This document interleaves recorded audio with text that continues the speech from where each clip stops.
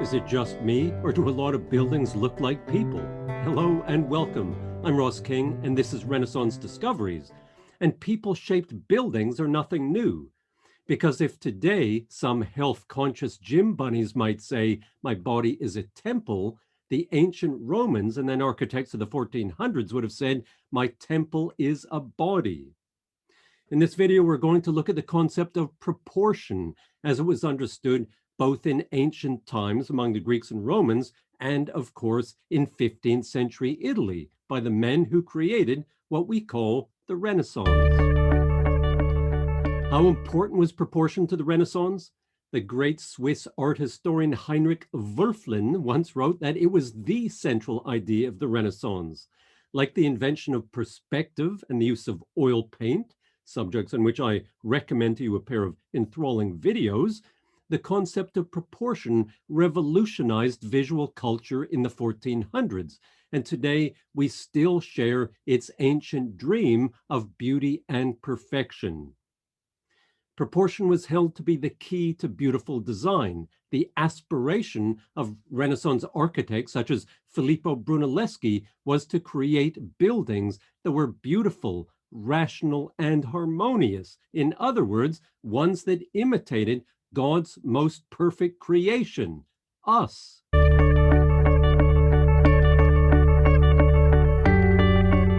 Let's go way back in history and myth and begin with the ancient Greeks. After taking over new territories in Asia Minor and founding cities such as Ephesus, the Greek colonists wanted to build a temple to Apollo, the one who told them to colonize these lands in the first place. They had a problem, however. No one seemed to have any plans for the size and shape of the columns for a temple that would be solid but also beautiful. So they improvised. They took the measurement of the foot of one of the soldiers and found it to be 1/6 of his height. They then applied the same ratio to the column, making a shaft, including the capital, whose height was 6 times its thickness at the base or foot. And this column therefore possessed, according to a later writer, the proportions, strength, and beauty of a man's body. Soon afterwards, according to legend, the colonists decided to make a temple to Diana. And for the dimension of the columns for this structure, they took inspiration from the figure of a slender woman, such that the thickness of the columns was 1/8 of the height, so they looked taller and more elegant. And for the capital, a word that comes from caput or head, they used volutes, which hung down, we are told, like curly ringlets. This is what's known as the Ionic column, which has a width to height ratio of 1:8. So the human body is being used as the model for temple construction. The buildings are anthropomorphic, their beauty the result of ratios that imitate the elegant human form as given by nature. We shouldn't be surprised by this body-based architecture. The Greeks were obsessed with the human figure and how its parts related to each other. This is the Doryphorus, or spear carrier, by the great sculptor Polykleitos. Originally, this chap would have been holding a spear. It was cast in bronze about 450 BC, that is, a couple of decades before the birth of Plato. This is a copy done in marble by the Romans, who often made marble copies of the Greek bronzes they admired. And the Romans found much to admire here. Polykleitos called it his canon, which means rule. We still talk about the canons of taste today, for example. And this is a visual demonstration of the rules of proportion, what a perfectly shaped body should look like. Polykleitos also wrote a treatise on proportion, also called the Canon, and now also lost. And in this work, he supposedly said, excellence is achieved through many numbers. The physical beauty of the perfect body is achieved, in other words, through a series of correspondences and ratios between the lengths and widths of its various parts. Unfortunately, we don't know which numbers Polykleitos stipulated because no one can quite agree on the proportions meant to be shown in the Doryphorus, apart from the fact that his head is 1/7 of his height. And in fact, there isn't even agreement about whether he's meant to be walking or standing still. In any case, Polyclitus believed he'd found a mathematical prescription, the recipe for visual beauty. The ancient Roman physician Galen, who, unlike us, was able to read the canon, wrote that the treatise showed the proportions of the finger to the finger, and of the fingers to the metacarpus and the wrist, and of all these to the forearm, and of the forearm to the arm, in fact, of everything to everything.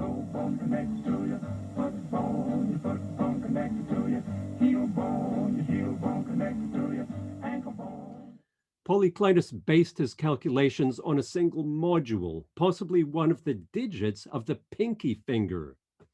This measurement was then used to determine the corresponding measurements of each body part. That is, if the pinky digit was X, then every other measurement on the statue would be a duplication or multiplication of that measurement. Incidentally, these are, of course, the male proportions, but a century or so later, a sculptor named Praxiteles attempted to demonstrate the ideal female proportions in his Aphrodite of Cnidos. But unfortunately, the original work has not survived, and the copies, such as this one, probably do not accurately reflect his theory. So with the Greeks, we have the idea that there is a relation between numbers and the perfection of physical objects such as the human body. Now, this faith in numbers comes from Pythagoras, who died in what is now southern Italy around 500 BC, so roughly 50 years before the Doryphorus was cast. Pythagoras made one of the great discoveries in history. He found that the string of a lyre could be divided into various lengths, various ratios to produce the octaves. He discovered there was a close relationship between sounds, numbers, and space. In other words, the lengths of the string. Musical intervals could be expressed mathematically by the ratios of the first four integers, 1, 2, 3, and 4.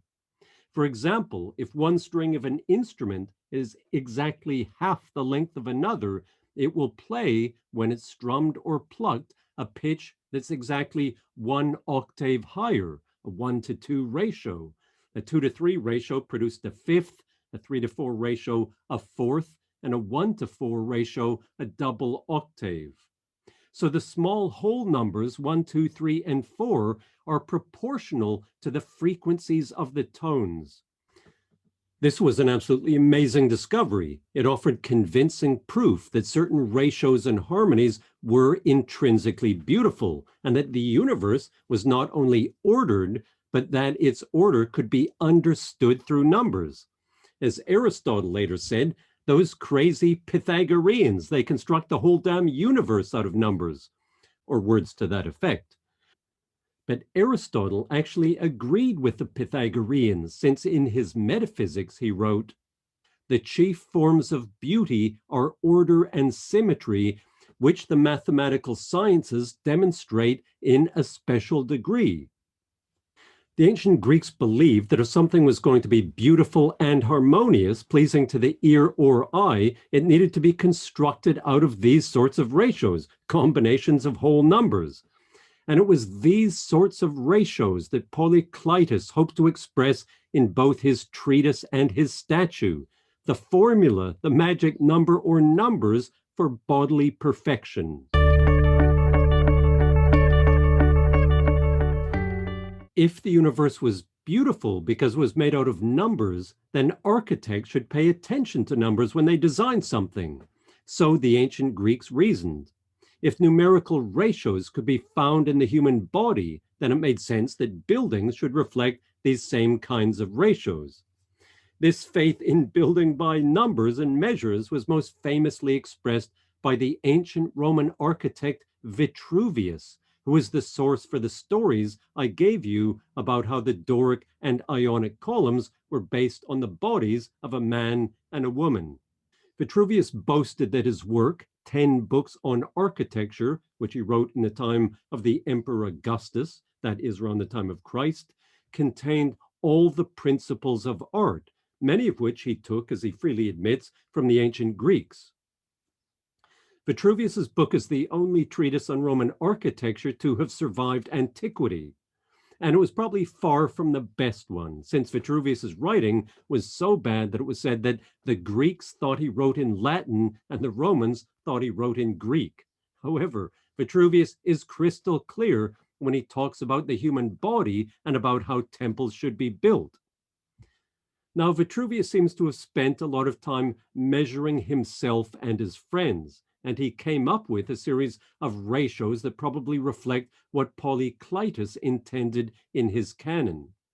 Vitruvius says that nature has designed the well-shaped man, as he calls him, such that the face from the chin to the top of the forehead is a 10th part of the whole height, that the open hand from the wrist to the tip of the middle finger is exactly the same. And on he goes. The distance from the chin to the crown is 1/8 of our height. The distance from the chin to the underside of the nostrils is 1/3 of the height of the face. From the underside of the nostrils to the eyebrows is another third, and so on and so on. After measuring up the body in this way, Vitruvius says that it was by using these kinds of ratios that the famous painters and sculptors of antiquity attained to great and endless renown. In other words, guys like Polyclitus and Praxiteles. But Vitruvius then gets to his main point, which is, of course, architecture. In perfect buildings, he writes, the different members must be in exact symmetrical relations to the whole general scheme. So beauty in buildings, like beauty in the human body, depends on a correspondence between and among the parts. Vitruvius proceeds to give a series of rules in which the width of a column must have the correct proportional relationship to its height, for example, a ratio of 1:8. And the width must bear a relationship to the distance between the columns, or what is known as intercolumniation. Vitruvius implies that some of these rules have practical motivations. In other words, so that the columns have sufficient space between them that, as he writes, matrons mounting the steps for public prayer or thanksgiving can do so 2 by 2 with their arms around each other rather than traipsing through in single file. But for the most part, he's concerned with aesthetics. All of these proportions are designed so that the columns don't look thin and mean on the one hand, because they're too far apart, or swollen and ungraceful on the other, because they're crowded too closely together. Vitruvius designed and built a number of structures, none of which have survived. However, many surviving monuments do reveal these sorts of ratios and proportions. We have, for example, the Pantheon in Rome, a temple to all the gods rebuilt by the Emperor Hadrian in the years around 120 AD, roughly 100 years after Vitruvius. It's a remarkable circular building with a concrete dome and a huge portico, and the space between the columns and the portico is double the diameter of the columns themselves. Or here is the Basilica Ulpia in Trajan's Forum, a civic building that served as a law court and a place of trade and commerce, a kind of cross between a courthouse and a shopping mall. Many of the granite columns still stand despite a massive amount of looting over the centuries, and the space between them is half the height of the columns themselves, as they originally stood.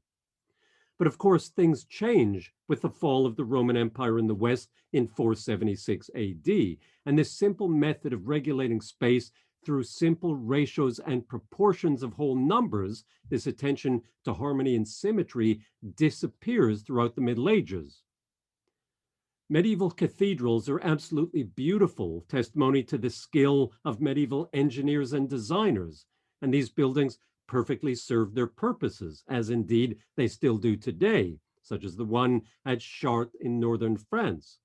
But it was built on different first principles. Medieval builders raised their structures according to a style based on geometry rather than mathematics, on shapes rather than numbers, a geometry that medieval writers such as Villard d'Honnecourt appeared to see everywhere. The guiding principle was a geometry based, it was believed, on God's own geometry. The chap with the caliper depicted here in a 13th century Bible is none other than God himself. So the ancient Greek geometer Euclid, rather than Pythagoras, becomes the key figure for the builders of the Middle Ages. These geometrical progressions give us incredible beauty and complexity. But one result of them is that the human form and its proportions disappear from architecture. And where it does appear, as in statuary on the facades, there is no concern for the kind of proportion and truth to nature that obsessed the ancients. That's not surprising because, after all, during the Middle Ages, humans were regarded as imperfect, fallible, and sinful. They were fallen creatures. Why would you base a building on them? But the human form returns to architecture in the 1400s, and one of the keys is Vitruvius. In my quintillion video, I discussed the manuscript hunter Poggio Bracciolini, who went to the monastery of St. Gall in Switzerland in 1416, where he discovered, among other things, a whole and complete copy of Quintilian, the great Roman teacher of oratory. Poggio also discovered something else in the monastery library of St. Gall, a whole and complete copy of Vitruvius. He didn't get nearly as excited as he did about Quintilian because he knew that other copies of Vitruvius already existed in other collections, including in Florence, where he'd come from. Vitruvius manuscripts could actually be found in more than a dozen monasteries dotted around Germany and France. And this is one copied in Germany in the early 800s. So Vitruvius never really disappeared the way that so many other Roman writers did. His ideas about architecture and the human body were sometimes put forward by St. Hildegard of Bingen, for example, as proof that the shape of churches and cathedrals was based on the figure of the crucified Christ, which wasn't actually the case. They were really based on the form of the ancient Roman basilicas, especially the Basilica Ulpia. But few people paid much attention to Vitruvius. He was describing the construction of temples, after all, while medieval builders were raising churches and cathedrals. But by the 1400s, people in Italy, especially in Florence, were ready to listen to Vitruvius, to take on board his lessons and his canons of proportion. The reason for this new attention probably has something to do with the shift that takes place in Western culture, one that sees artists and architects shucking off the medieval concern with imposing geometrical patterns on reality and instead looking at that reality, the phenomena of the natural world, for the patterns it reveals. Think of the studies of Leonardo da Vinci, who we'll come to in a minute. The change also has to do with, as so often, a return to the past, to the world of the ancient Greeks and Romans, to see how they solved problems. A key figure here is Filippo Brunelleschi, the great Florentine architect. According to legend, in the first decade of the 15th century, young Filippo went to Rome to study its ancient monuments, partly so he could learn the lessons of Roman vaulting and therefore solve the problem of how to build the dome over the cathedral in Florence, and partly so he could make modern architecture more beautiful. Filippo supposedly spent several years in Rome taking measurements and making drawings of the ancient columns in the ruined temples, baths, and basilicas, trying to find the key to their design. In other words, why Roman buildings look so attractive in comparison to what his biographer, Giorgio Vasari, later called the barbarous German style then in fashion, that is, Gothic architecture. Brunelleschi is, of course, famous for both his discovery of perspective and his astounding feat of engineering on the dome of Santa Maria del Fiore in Florence. But just before he started work on that massive project in 1420, he began building a foundling hospital or home for orphans, the Ospedale degli Innocenti. And it was here that he put into operation what he had learned in Rome, that the secret of beautiful architecture was a series of harmonious proportions based on whole numbers. The Innocenti, as designed by Brunelleschi, was to have a church, a courtyard, and a dormitory for the children. But the first thing Brunelleschi began building in 1419 was the loggia, an arcaded portico. The loggia was a common feature in Florentine hospitals. It was meant to be a meeting place for inmates and visitors, a place for convalescents to sit, or in the case of the innocenti, for the children to play. This loggia is an important and fascinating structure because here Brunelleschi introduced precise mathematical ratios of the sort beloved by the Greeks and the Romans. Everything is based on the magical figure of 10 braccia. Braccio means arm in Italian, and it was the basic unit of measure in Florence, supposedly the length of the arm, or 23 inches. And 10 braccia were therefore 19 feet 2 inches. This measurement serves as the module for the entire building. Every other part is a duplication, multiplication, or fraction of this magic number 10. And the Innocenti therefore became the first building since antiquity designed on a modular form. The height of the columns, for example, is 10 braccia. The distance between the columns, also 10 braccia. Distance of columns from the wall, 10 braccia. Height of semicircular arches, 5 braccia. Height of the windows, 5 braccia. Distance from the base of the columns to the bottom of the windows, 20 braccia. The result is an elegant, orderly, and geometrical regularity. It's a building that fired the starting gun on Renaissance architecture, which would become obsessed with this sort of harmonious interplay between and among the parts in order to create edifices of astonishing grace and beauty. Did Brunelleschi know the work of Vitruvius? Probably not, since he didn't read Latin. It probably is the case, as the legend states, that he learned modular construction by measuring the Roman ruins. But Brunelleschi's work appears to have stimulated interest in Vitruvius, who, as we've seen, was sitting around for centuries with no one paying him much attention. But now he would become the go-to guy for architecture, the Bible of Renaissance builders. So much so that a century later, in the 1530s, an Italian architect would write that Vitruvius's 10 books on architecture was sacrosanct and inviolable. Know how to choose the beautiful, he wrote, with the authority of Vitruvius. Follow Vitruvius and his measurements, and you couldn't go wrong.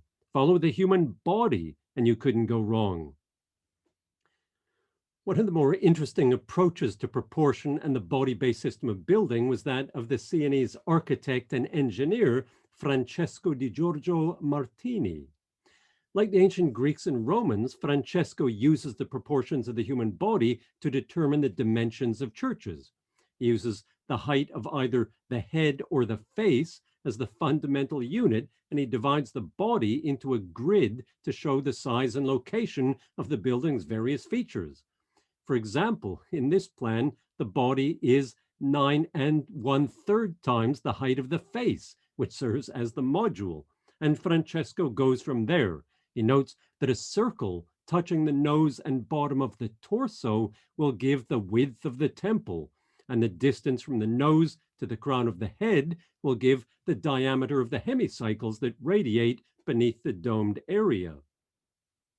Francesco appears to have put his plan into practice at the church of Santa Maria al Calcinaio, Our Lady of the Lime Burner, near Cortona, begun in 1485 to house a miracle-working image of the Virgin that had been painted on the wall of a vat of quicklime used for tanning leather.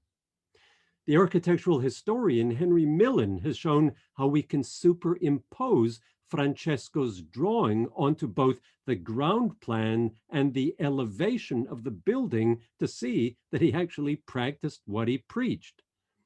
The diagrams may look a bit odd and even comical, but who can argue with the results when the finished product is so beautiful, full of a grace and harmony that would no doubt have pleased Vitruvius himself.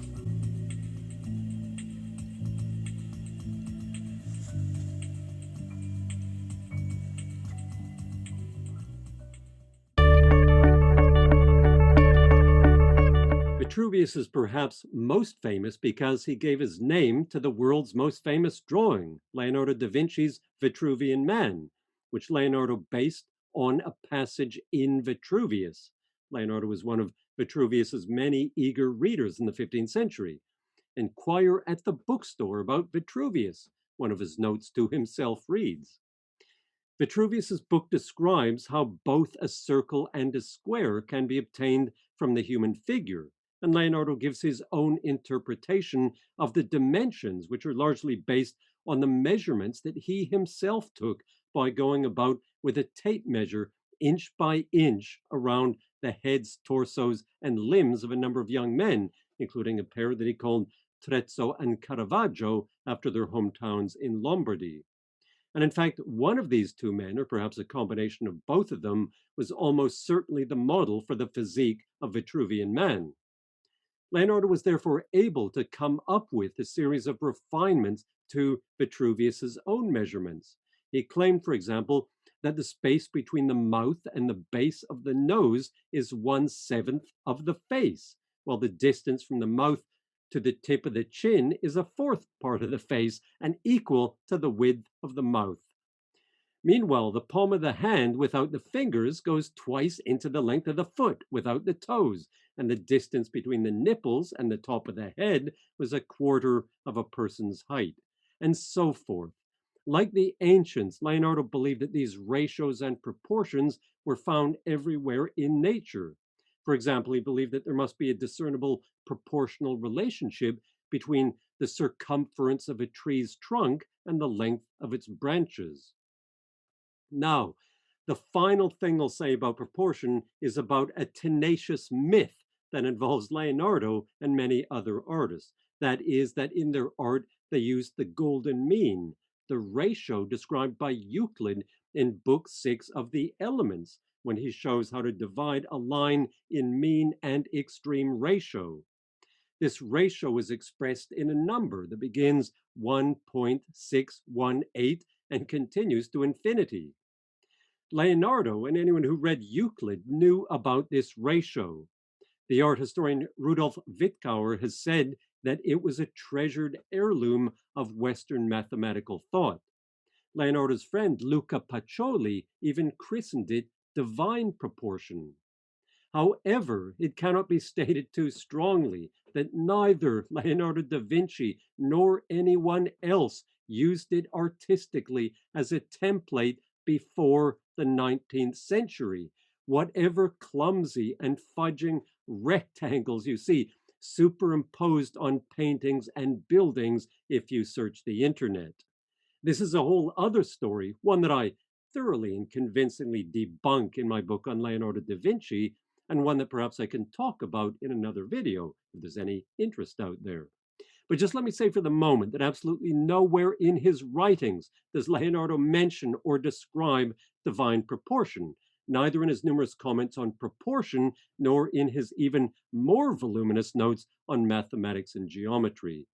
If he truly believed divine proportion was the key to beautiful design, why did he not mention it in his lengthy discussion of proportion in his treatise on painting?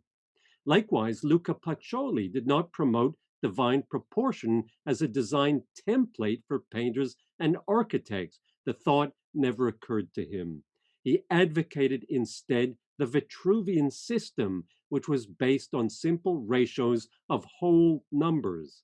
Vitruvius believed the number 10, for instance, to be the perfect number.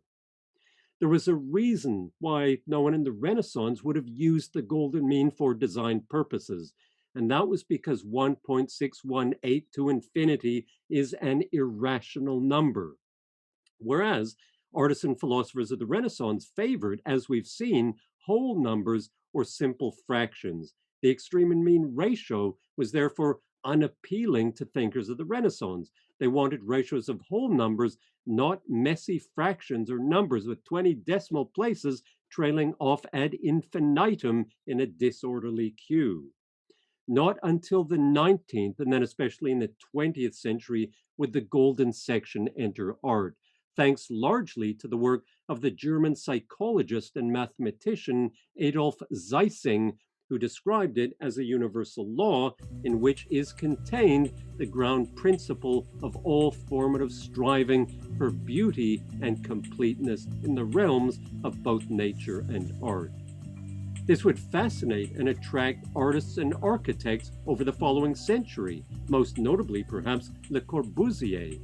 But by this point, we are a long way from the world of the 15th century and the men who created what we call the Renaissance. Thank you so much for watching. Please subscribe. Please watch more. And please, if you want to know more about the artists of the 15th century and their devotion to beauty and the techniques and philosophies behind it, do consider checking out a few of my many fascinating books on the subject, available in your favorite bookshop.